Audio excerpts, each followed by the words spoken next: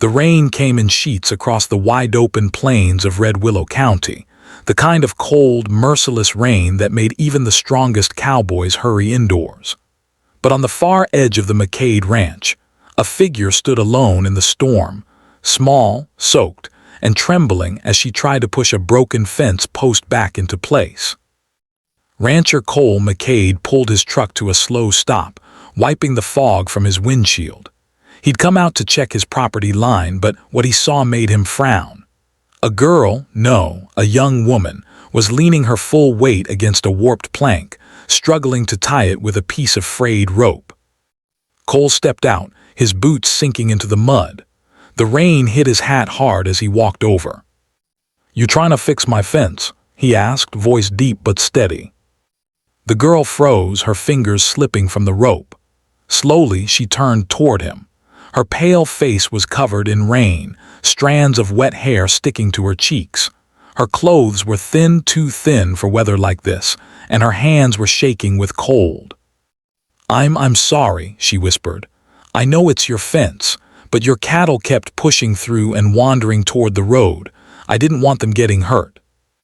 Cole blinked. Most people around here couldn't be bothered to even call him, let alone fix anything. The girl looked exhausted, as if she hadn't slept in days. "You live nearby?" Cole asked gently. Her eyes flicked away, and she gave a tiny shake of her head. "I don't really live anywhere," she said carefully. "I'm just passing through." Cole studied her thin frame, soaked shoes, no jacket, shivering uncontrollably. He knew the look. He'd seen it years ago on the face of a runaway colt, frightened, hungry, expecting to be kicked away. "You'll get sick this way," he said. "Come inside the truck, it's warm." Her eyes widened with fear. "I don't want trouble, I'll go." She started to walk away in the rain, stumbling over the muddy ground. "Stop," Cole said firmly but not unkindly. "You helped my ranch. You don't owe me anything. Let me help you." She stood still, shoulders tense. Finally, she whispered, "Just for a minute, only to warm up." Cole opened the truck door and guided her inside. She sat stiffly, as though expecting punishment for even breathing. Her hands were blue with cold. "What's your name?" he asked. Emily Hart." "Cole McCade," he said. "You hungry?" She hesitated. Her stomach growled loud enough to answer for her. That settled everything for him. Cole drove her back to his ranch house, a massive spread of cedar beams and stone archways, evidence of old money and generations of McCade wealth. Emily's eyes widened as they pulled in. "This is your house," she whispered. I shouldn't be here." "You're a guest," Cole said, "not a trespasser." Inside, his house smelled of cedar and fresh bread. Emily stood near the doorway like she didn't belong, dripping wet onto the hardwood floor. "You can shower and change," Cole said. "I'll bring some of my sister's old clothes." Her lip trembled. "Why are you being kind to me?" Cole paused, then said quietly, "Because right now you look like someone who's never had anyone be kind when they needed it." Her eyes filled with tears, but she blinked them away quickly. After she showered and changed into soft jeans and a sweater, Emily sat by the fire, warming her hands. Cole served her hot stew, cornbread, and tea. She tried to hide how fast she ate, but Cole noticed everything. When her bowl was empty, he sat across from her. "You running from someone?" he asked. Emily went still. "I'm running from life," she whispered. "From things I can't go back to. I've been sleeping in barns and behind gas stations for months. I didn't mean to trespass on your ranch. I saw the broken fence and fixing it made me feel useful again." Cole felt something twist inside his chest. This girl had been living like a ghost, unseen, unheard, unwanted. "You don't have to leave tonight," he said. "Stay until morning, rest." She stared at him with disbelief. "You mean it?" "I don't say things I do mean." That night Cole made her a bed in the guest room, but Emily lay awake for hours, listening to the sound of the storm. She felt safe for the first time in ages, and safety felt foreign, like something she didn't deserve. In the morning, Cole found her outside feeding his horses, using gentle whispers to calm the skittish mare named Willow.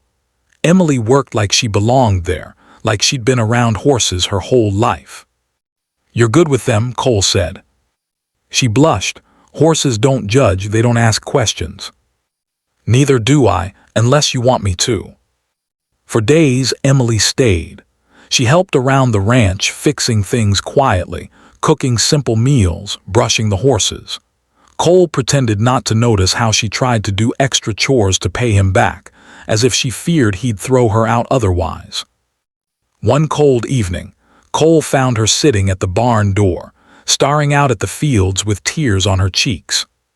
"What is it?" he asked softly. She swallowed hard. "I've never had a home, not really. I don't know how to stay in one place." "You know how to care," Cole said. "That's enough." Emily looked up at him as if seeing him for the first time. "Why do you help me so much?" Cole hesitated, then admitted, "Because you walked into my life during a storm, and when the rain cleared, I didn't want you gone." Emily's breath caught. She pulled her knees close, hugging them. "I don't have anyone," she whispered. "If I disappeared tomorrow, no one would look for me." Cole kneeled beside her. "I would." She trembled. He placed a hand over hers. "You don't have to be alone anymore." Emily looked into his eyes and believed him. The next weeks changed everything. Cole taught her how to ride horses, how to mend fences properly, how to gather eggs from the chicken coop. Emily brought life to the ranch. She laughed. She sang while sweeping. She baked bread that filled the whole house with warmth. But the truth came out one afternoon, when Cole found her stuffing clothes into a bag. "You leaving?" he asked. She froze. "I don't belong here. If I stay, I'll ruin your life. I have nothing, Cole. No past worth sharing. No future worth keeping. I'm just—" He grabbed her hands. "You're someone who deserves a chance. You're someone who saved my cattle, who works harder than anyone I've ever hired, who brought sunshine into a home that's been lonely for years." Her voice cracked. "I'm homeless." "You were homeless," he corrected. She shook her head. "You don't understand. People like me don't get happy endings." Cole stepped closer, lifting her chin gently. "They do on my ranch." Tears spilled down her cheeks. "Emily," he said softly, "let me help you build a life. Stay here with me." You mean like on the ranch?" she whispered. "I mean with me." Her breath hitched. "For how long?" she asked. "For as long as you'll have me." Emily dropped the bag. Her hands flew to her mouth as she sobbed, quiet, shaking, relieved sobs. Cole wrapped his arms around her as she cried into his chest. That night under the bright prairie stars, Emily stood on the porch beside him. She looked out at the peaceful fields, the soft glow of the barn lantern, the gentle snorts of horses settling in.